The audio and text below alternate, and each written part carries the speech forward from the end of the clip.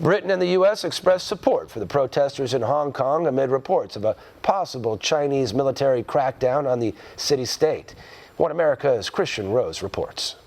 We have a legitimate voice to express our concerns about issues of politics or governance or economic policy or the like. Hong Kong may become a new potential flashpoint of the military standoff between the US and China amid ongoing anti-communist protests in the autonomous city-states. In a statement Tuesday, US Consul General Kurt Tong dismissed China's criticism of America's support for Hong Kong. Tong stressed Hong Kong citizens have the right to peacefully protest, to defend the freedom and prosperity in their city. I believe that Hong Kong has the right ideas and the right values and even the right basic structure. The protests in Hong Kong have entered their fourth month, with millions of people rallying against an extradition bill proposed by China. Earlier this week, protesters seized control over the city's legislature and removed the flag of autonomous Hong Kong from the building.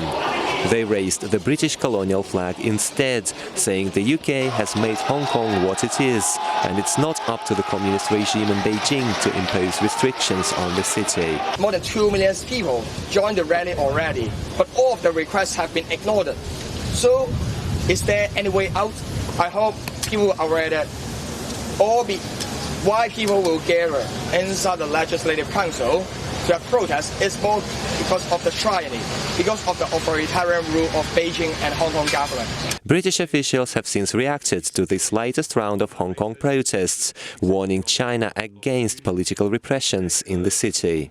The UK handed Hong Kong over to China back in 1997, but many residents say it shouldn't have. We stand foursquare behind that agreement, foursquare behind the people of Hong Kong, and there'll be serious consequences if that internationally binding legal agreement were not to be honoured. President Trump has attempted to de-escalate the tensions amid the recently resumed trade talks with China.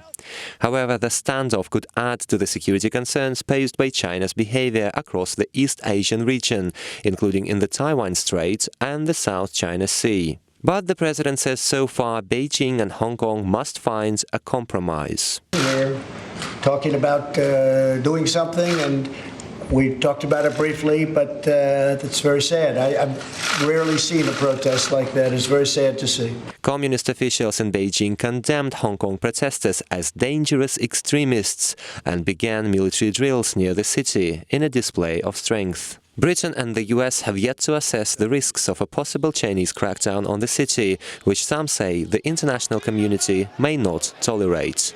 Kristian Rouz, One America News. Want to see more videos like this? Click on the link below and subscribe to One America News on YouTube, and call your cable provider and kindly demand that One America News is added to your lineup. Call and subscribe today.